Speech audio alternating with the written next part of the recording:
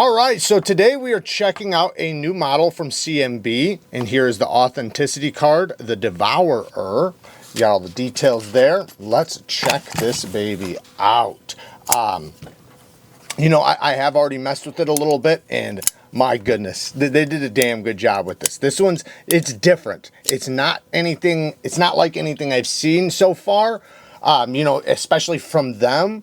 It has a beautiful dual finished blade. You know, it's got a partial coating with a satin finish, great quality edge, beautiful satin, button lock action. We'll get to that in a second. Then we have a titanium scales, titanium milk pocket clip, and then a dimpled back spacer with a hidden hidden lanyard back there, which is cool.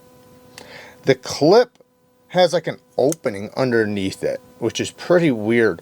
And these holes are polished around the edge. They even put like a chamfer around the pivot, which almost makes it look like a hole.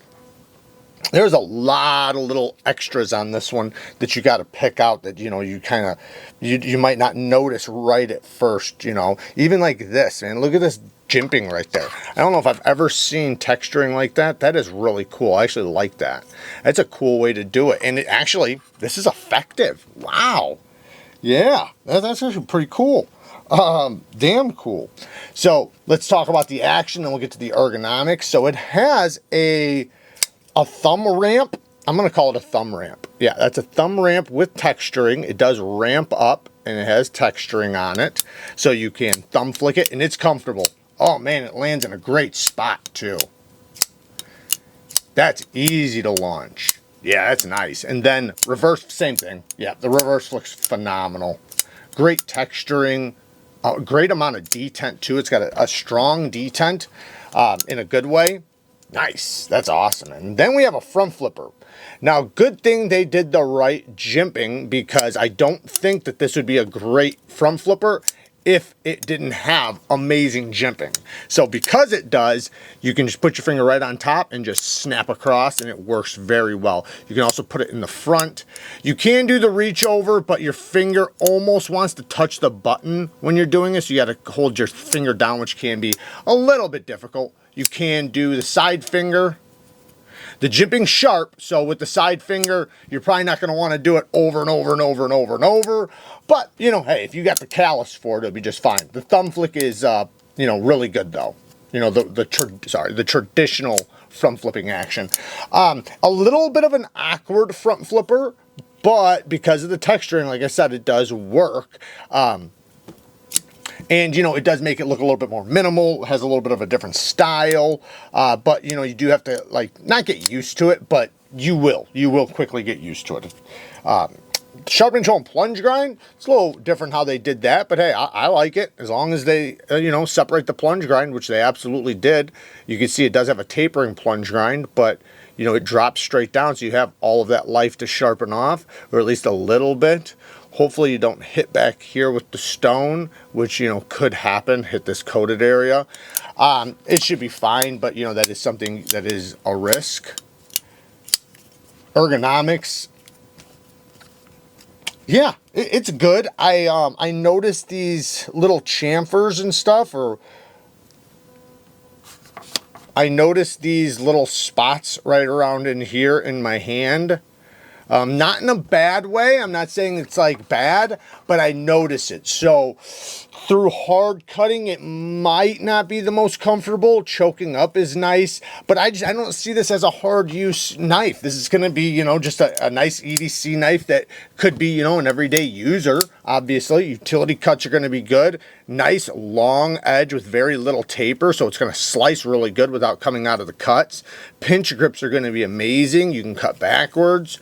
Gas station knife fighting grip. So yeah, man, the ergos are decent. You know, I wouldn't say they're phenomenal. They're not hand melting, but they're good. They're good. They're solid. They're going to get you by just fine. And considering the design and all the other details, I think it's great. Now, I forgot to mention, I don't know how I forgot to mention this. There's a fuller around the hole right here. So you can reverse flick off of that, which works super good. Yeah, it works really good. You can even thumb flick it. The ramp is where it's at for the thumb though. The reverse flick, it doesn't really matter. Both are going to be great. If you go down here, the detent's going to be not as stout as up here. Up here, it's pretty damn strong. So if you have a weak reverse flick, then you're probably going to want to use the fuller.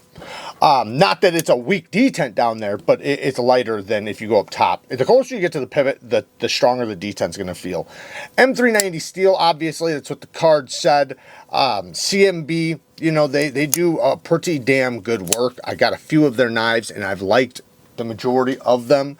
We have a titanium mill pocket clip. Like I said, there is a hole underneath. Let me check it out. So the pocket clip actually works pretty good. It's fairly smooth in the pocket and going into the pocket. You know, it doesn't really catch or anything. The ramp's pretty good. The tension, it does have strong tension, but it doesn't, like, you know, really click going over. However, on the way out, you do feel, you know, a little bit of a pop. It's not bad. I don't think it's going to tear up anybody's jeans or anything like that. So, you know, don't think I'm talking about like a bad pop. It's just, you know, you can feel the tension come off. So, you know, it's going to hang on very, very well. It looks good. So yeah, good pocket clip, and good job for that, because that can be a make it or break it. Especially nowadays, man, with so many amazing knives out there, you could have the best knife in the world with a bad clip, and it is not the best knife anymore. So I'm always happy to see when that is done well. Okay, so nitpicks and negatives. One, the front flipper is a little bit awkward. I mean, you can do it. My detent feels like it got stronger, but it's not something that's like super comfortable to use. And if you snap it the wrong way, these thumb studs will come around and pinch you right there, and it hurts. Your skin will get caught right there, and it'll pinch in between there. Yeah, and it's painful. So that is a negative. You can avoid it, and it's easy to avoid. But the front flipper could be better. It just, by knocking this corner down, this corner right here, it's like, why is this poking out so close to this? This should be rounded right there, so you have more leverage area. And the farther you go from your pointer finger out, the more difficult it can get. So it works just fine. I'm just, these are nitpicks. So the pinch thing does suck, though. So that would be a negative if it happens, which, it's not going to be a common thing. If it happens to you once, you're not going to probably do it again, I'll tell you that much. One little thing is this does say 58 to 62. I like the 62. I don't like the 58, but I understand what they're doing here. The reason why there's a 4-point difference, and a lot of people say there shouldn't be a 4-point difference. However, coated blades bring the HRC down on steels by 1 to 2 points.